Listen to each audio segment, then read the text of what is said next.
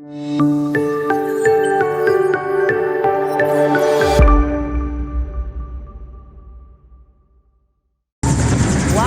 which some are comparing to the early days of the internet. It sounds confusing, but listen up. It introduces so many opportunities, so many unique business models. People say blockchain could end companies as we know them. For regulators, it is certainly a concern. You have things like the SEC, you have FinCEN, you have the IRS.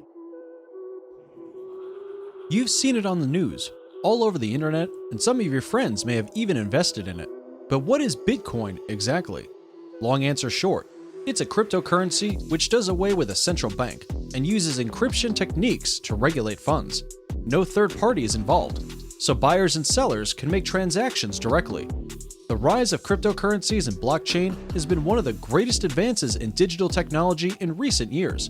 While Bitcoin and other leading cryptocurrencies remain out of this planet to many, they are increasingly used, and the time will soon come when their presence will become daily in our lives, just as traditional means of payment have been for decades.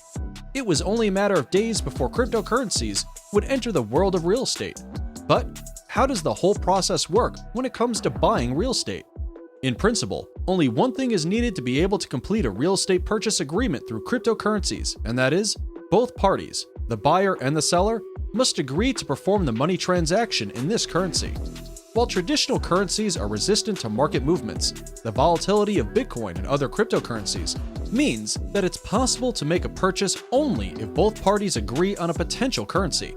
At present, cryptocurrency transactions for properties can only be completed in full, meaning that there is not mortgage service, at least not yet. The volatility and unpredictability of cryptocurrencies makes it too great a risk for many people who are not dedicated miners or people actively involved in this industry. But for those who are, the option to use cryptocurrency for property purchases has been an exciting development in recent years.